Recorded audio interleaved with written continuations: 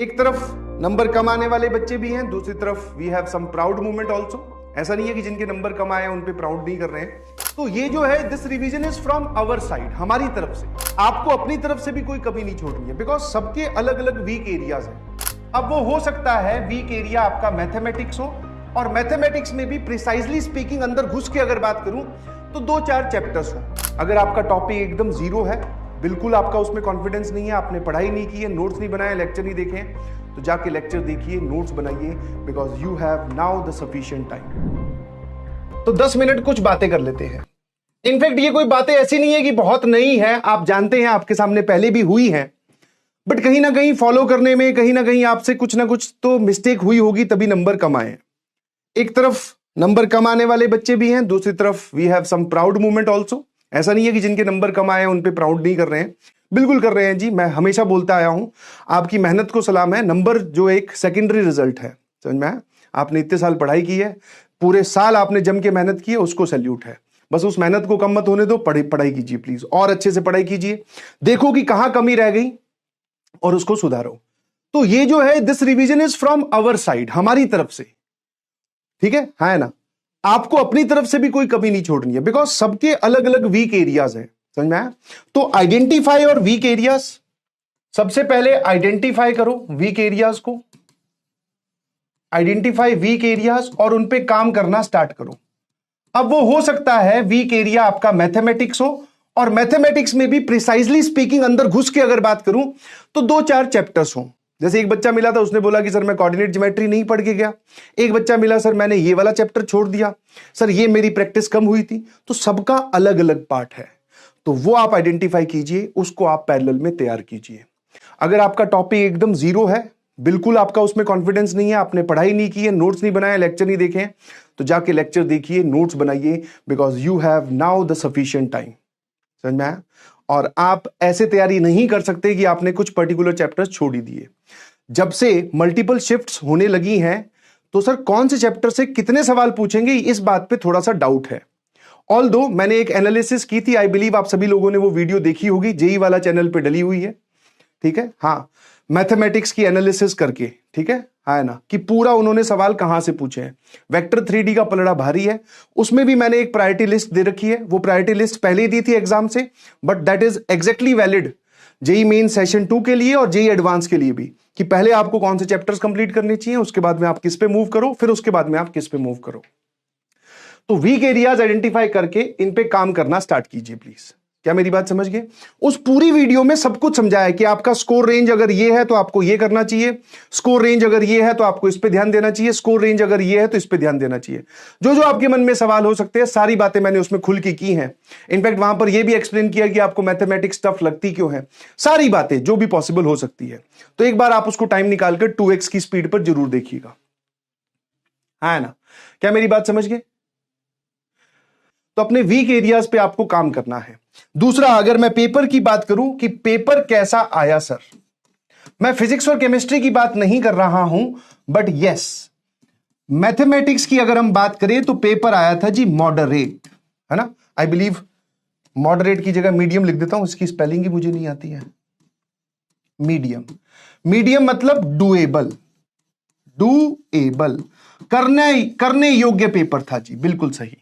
हाँ, कोई भी अगर आपको बोले या आप कोई रिएक्शन वीडियो देखिए उसमें बच्चे चिल्ला रहे हो कि भाई साहब पेपर मैथ्स का बहुत डिफिकल्ट आया था, गलत बात है, सिरे से खारिज कर दीजिए उस बात को। नहीं है गलत बात, मतलब सॉरी, नहीं है वो सही बात कि सर पेपर मुश्किल आया था, नहीं आया था।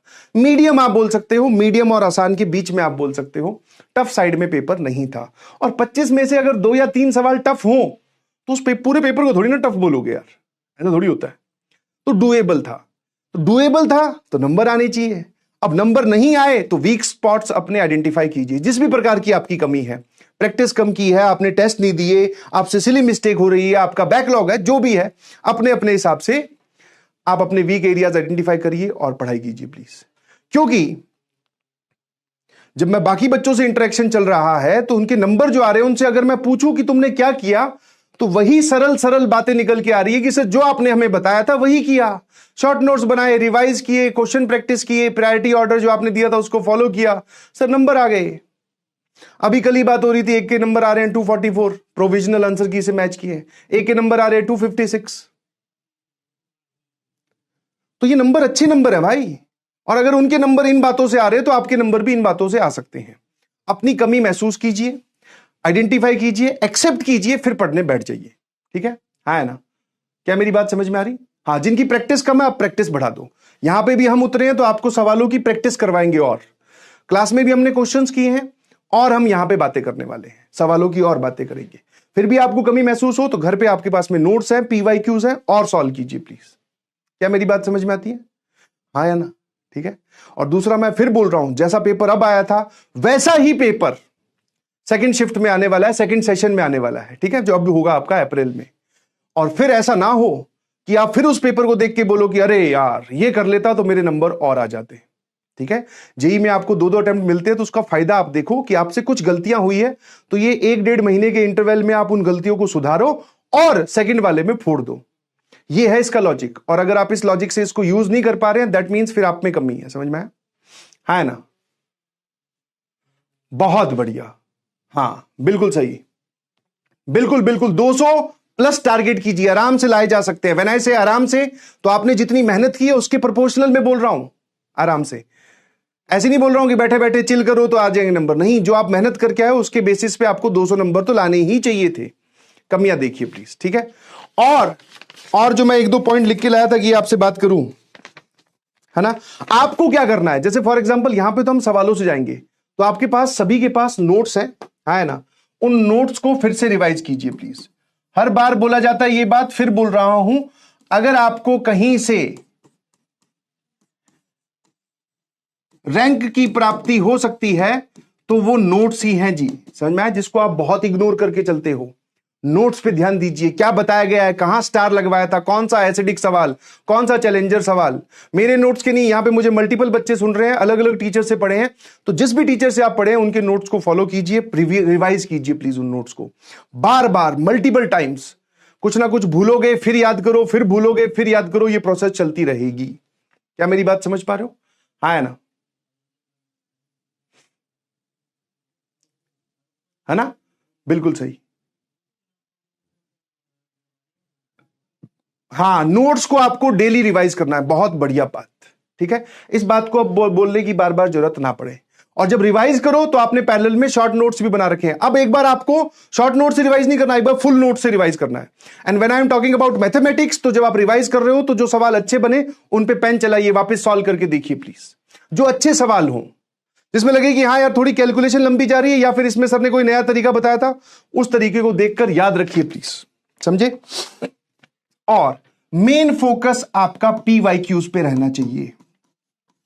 हाँ, अगर आप ये कर लो उसके बाद में आप आगे बढ़ सकते हो। पीवाईक्यूज किसके? मेंस के भी। और जिन बच्चों का स्कोर 150 प्लस आ रहा है तो वो एडवांस के पीवाईक्यूज पे भी मूव कर जाओ। मेंस के पीवाईक्यूज कौन से? लास्ट 5 साल के, लास्ट 5 ईयर्स, एक एक कर दीजिए प्लीज। हाँ, आपसे पूरे नहीं सॉल्व हुए, मैं जानता हूं, क्योंकि इतना टाइम ही नहीं था। जो ड्रॉपर्स हैं या जो 12th वाले हैं उनके लिए भी इतना टाइम नहीं था कि आप सारे पीवाईक्यूज। अब वक्त आ गया है, ये पीवाईक्यूज निपटाइए। पिछले 5 साल के, 2024 के हम करवाएंगे, 23, 22, 21, 20। ये एकदम सवाल देखते ही पता चलना चाहिए कि हाँ भैया इसमें ये कॉन्सेप्ट और ये कैलकुलेशन लगेगी। समझ में आया? और अगर आप ये साथ साथ में कर रहे हैं तो साथ में इसमें भी लास्ट 10 ईयर्स के। But yes, to be very precise, अपने आप को कैटेगराइज करके चलिएगा प्लीज। आपका दोस्त एडवांस के पीवाईक्यू सॉल्व कर रहा है, आपका दोस्त कोई रंग बिरंगी किताब सॉल्व कर रहा है, उसने ये वाली स्ट्रेटेजी फॉलो की है, दैट डजंट मीन कि आप भी वही करें। समझ में आया?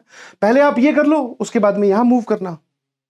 ठीक है? हाँ है ना? उसके बाद में यहां मूव करना। इसीलिए आपकी पूरी रिवीजन को कैटेगराइज भी ऐसे किया है कि मेंस फिर एडवांस, दोनों बातें हम लेकर चलेंगे। समझ में आ रहा है कि नहीं समझ में आ रहा है? क्या मेरी बात क्लियर है? हाँ बेटा, अब इनके एग्जाम्पल या इनके मेरे पास यार जवाब नहीं है कि सर नोट्स नहीं है, ये नहीं है, वो नहीं है। समझ में आया? बेसिक बेसिक बातें आपको कवर करके रखनी थी जब आपको पढ़ाया जा रहा था। ठीक है? हाँ, जैसे कि नोट्स कंप्लीशन, बैकलॉग ना होने देना, आपने पूरे लेक्चर देखे हो, नोट्स आपके प्रॉपर बने हो, शॉर्ट नोट्स आपके बने हो, उसके आगे की बातें अब हम कर रहे हैं। तुम फिर से जीरो पे चले गए कि सर शुरू से पढ़ाओ, बेसिक से पढ़ाओ, सारा वापस लिखवाओ फिर बताओ, तो वो नहीं है जी। समझ में आया? क्योंकि जब उस काम का वक्त था तो वो करवाया गया था। अब वो वक्त निकल गया है, तो अब आपको वो खुद करना है अगर आपने काम चोरी की है तो। ठीक है, हाँ है ना? ठीक है। और दूसरा, मैथ्स में जो आपको डिफिकल्टी आती है, प्रॉपरली स्पीकिंग अबाउट मैथ्स, तो उनमें डिफिकल्टी आती है बेटा क्वेश्चन सॉल्व करने में। तो यहां पर आपको क्वेश्चन सॉल्विंग आपकी इंक्रीज करनी है, आपको बहुत सारे सवाल सॉल्व करने हैं। ठीक है, घर पर बिताया गया समय सवालों के साथ, घर पर बिताया गया समय सवालों के साथ हमारा समय रिड्यूस करता है पेपर के अंदर। आप घर पे ही सवालों के साथ समय नहीं बिताएंगे तो आपको पेपर में बहुत टाइम लगेगा। फिर आप इस स्टेटमेंट के साथ उतरते हो या फिर पेपर दे के आते हो तो आपकी स्टेटमेंट ये होती है कि सर मैं 10 सवाल कर पाया, 12 कर पाया या 15 कर पाई। समझ में आया? क्योंकि आपने घर पे टाइम नहीं बिताया था सवालों के साथ। सवाल बहुत करने हैं जी, समझे? Mathematics is all about solving questions. Theory तो नाम मात्र की होती है, बीच बीच में चलते सवाल में भी बताई जा सकती है, जो कि हम करने वाले हैं। क्या मेरी बात समझ में आती है? मैं फिर बोल रहा हूं, सारी चीजें आपके सामने हैं। आप में से ही बहुत सारे बच्चे इन चीजों को फॉलो करके अपने दिमाग को शांत रखकर स्टडी टेबल पे बैठे बैठे ही आने वाले अटेम्प्ट में चमत्कार कर देंगे।